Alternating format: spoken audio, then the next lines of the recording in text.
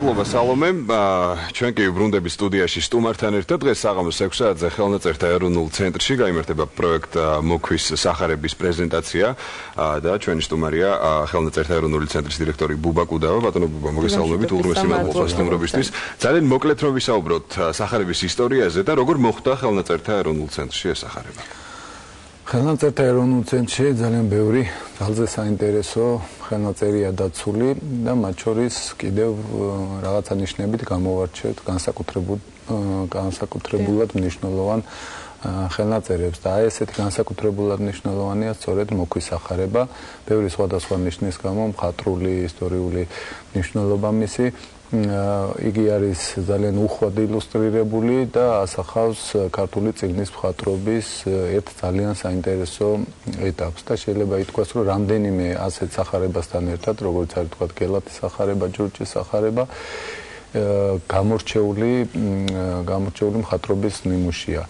მაგრამ მისი გამორჩეულობა ის გამორჩეულია სამწუხაროდ იმითაც, რომ განსაკუთრებულად მძიმე მდგომარეობაშია და მისი ეს დაზიანების პროცესები, როგორც ჩანს, საუკუნეების განმავლობაში გრძელდება.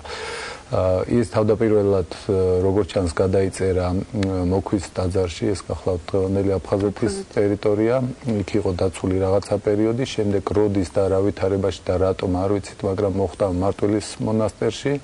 აქ ნახეს პირველად მე-19 საუკუნის მეორე ნახევარში მკვლევარებმა, მე-20 საუკუნის დასაწყისში შეისწავლა ის ექვთიმე თაყაიშვილმა და შემდეგ საქართველოს სხვა განძეულობასთან ერთად ეს სახარებაც მოხვდა იმ კოლექციაში, რომელიც გაიტანა საქართველოს მთავრობამ და შემდეგ ექვთიმე თაყაიშვილმა დააბრუნა საქართველოში და აი ამის შემდეგ ხდება ის ჩვენს დაწესებულებაში.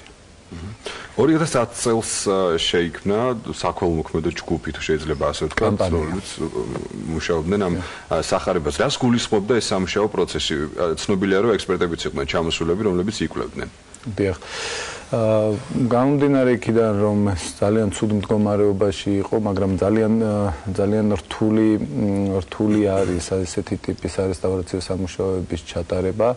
ჩვენ დიდხანს ვიფიქრეთ და ბოლოს გადავწყვიტეთ, რომ ფართომასშტაბიანი საქველმოქმედო კამპანია დაგვეწყო იმისათვის, რომ გაგვეერთიანებინა როგორც სახელმწიფო, ისე საზოგადოებრივი რესურსები ამ უნიკალური ძეგლის გადასარჩენად.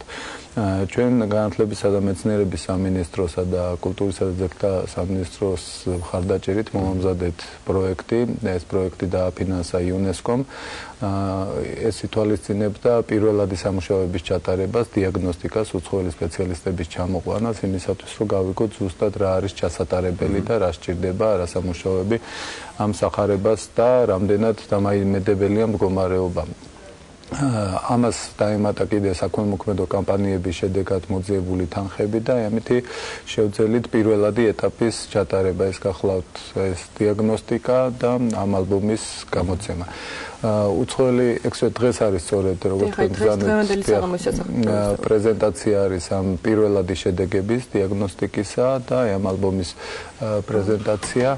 პირველადი ძალიან მოკლედ რო თქვა, შედეგები ასეთია, რომ რესტავრატორთა უცხოელი ჩვენი კოლეგების დასკვნის შედეგად შეიძლება ითქვას, რომ მდგომარეობა ისეთია, რომ მისი კონსერვაცია ჯერ კიდევ არის შესაძლებელი, თუმცა ძალიან დიდი სამუშაოები იქნება ამისათვის ჩასატარებელი. განსაზღვრულია ის მეთოდოლოგია, როგორაც უნდა წარიმართოს სამუშაოები და კიდევ დღევანდელი ღონისძიება იმ მიზანს ემსახურება, რომ ჩვენ ერთგვარად ვალდებული ვართ ანგარიში ჩავაბაროთ ფართო საზოგადოებასაც, რომელთა დიდმა ნაწილმა მონაწილეობა მიიღო ამ სახარების გადარჩენა, ამ საქველმოქმედო კამპანიაში ჩაერთო.